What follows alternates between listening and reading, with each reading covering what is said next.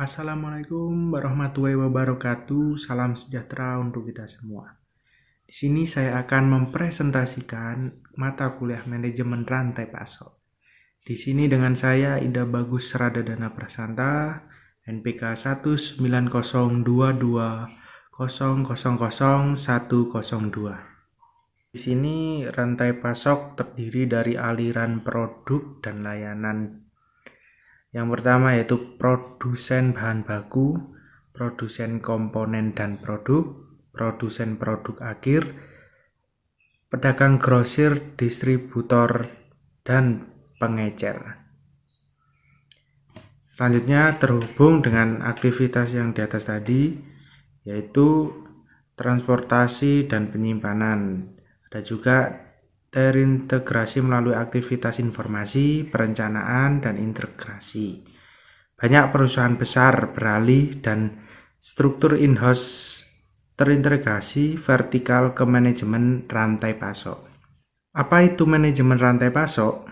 Desain dan pengelolaan proses yang mulus dan bernilai tambah melintasi batas-batas organisasi untuk memenuhi kebutuhan nyata para pelanggan.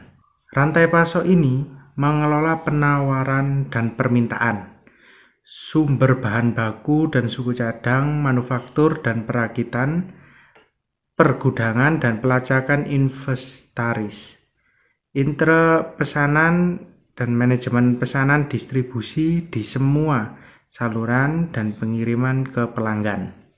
Selanjutnya ada supply chain dan SCM. Supply chain adalah jaringan perusahaan-perusahaan yang secara bersama-sama bekerja untuk memproduksi dan mengantarkan suatu produk ke tangan pemakai akhir. Perusahaan-perusahaan tersebut termasuk supplier, pabrik, distributor, toko atau retail, serta perusahaan pendukung seperti jasa logistik. Ada hal yang harus dikelola dalam supply chain, yaitu aliran barang dari hulu ke hilir, contohnya bahan baku yang dikirim dari supplier ke pabrik, setelah produksi selesai dikirim ke distributor, pengecer, kemudian ke pemakai akhir. Yang kedua, aliran uang dan sejenisnya yang mengalir dari hilir ke hulu.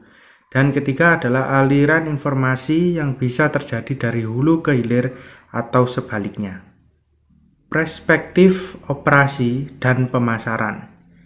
Di sini kalau supply chain adalah jaringan fisiknya, yakni perusahaan yang terlibat dalam memasok bahan baku, memproduksi barang maupun mengirimkannya ke pemakai akhir. SCM adalah metode, alat atau pendekatan pengelolaannya.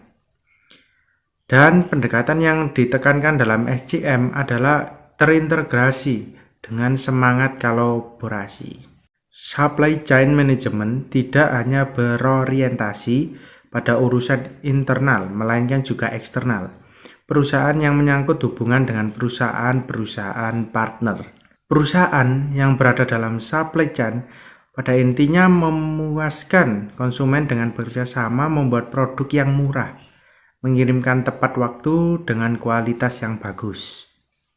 Pengembangan produk menghasilkan sebuah rancangan produk bisa memakan waktu dan biaya yang sangat besar. Padahal di sisi lain perusahaan dituntut untuk bisa menghasilkan rancangan dalam waktu cepat dan biaya yang murah. Setelah pengembangan produk akan terjadi pembelian atau procurement. Dan selanjutnya ada perancangan dan pengendalian, terus ada produksi, dan yang terakhir adalah distribusi atau pengiriman.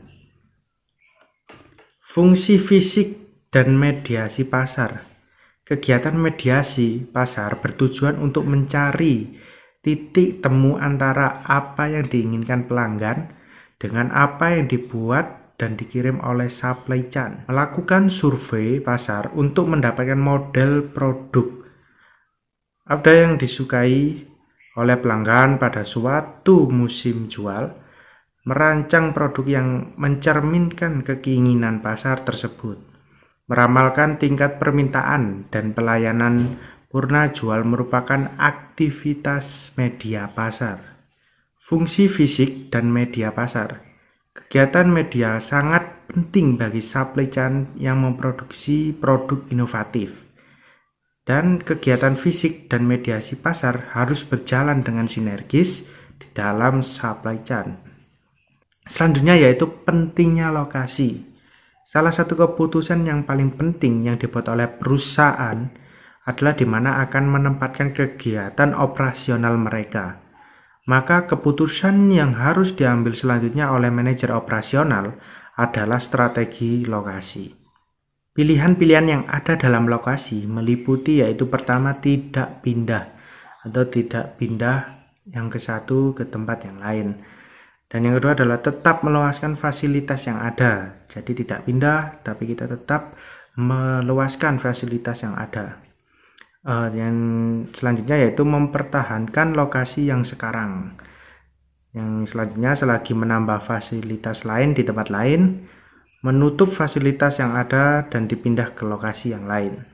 Faktor-faktor dalam lokasi yaitu secara umum perusahaan dalam melaksanakan strategi lokasi mempertimbangkan hal-hal sebagai berikut. Yang pertama, produktivitas tenaga kerja, nilai tukar dan resiko mata uang, biaya, sikap, kedekatan dengan pasar, kedekatan dengan supplier, kedekatan dengan pesaing atau clustering. Dan di sini ada metode penentuan lokasi. Yang pertama yaitu metode location factor rating.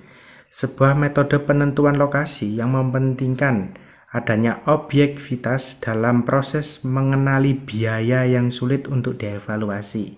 Faktor yang dipertimbangkan, faktor yang kualitatif maupun kuantitatif dianalisis dengan cara menggunakan mengkuantifikasi sebuah faktor. Selanjutnya ada metode of gravity technique quiz, sebuah teknik matematis yang digunakan untuk menemukan lokasi yang paling baik untuk suatu titik distribusi tunggal yang melayani beberapa toko atau daerah. Metode ini mempertimbangkan jarak, lokasi pasar, jumlah barang yang dikirim, dan biaya pengiriman. Jadi itu tadi presentasi dari saya tentang manajemen rantai pasok, yaitu ada pengertian dari manajemen rantai pasok, terus ada supply chain dan SCM, terus menentukan lokasi dan distribusi dari sebuah perusahaan, di mana kita harus mencari tempat yang paling strategis untuk mensuplai para konsumen yang ada di dekat kita. Mungkin itu saja presentasi dari saya. Saya Ida Bagus Radadana Prasanta, NPK 19022000102. Pamit undur diri. Saya akhiri, wassalamualaikum warahmatullahi wabarakatuh. Salam sejahtera untuk kita semua. Terima kasih.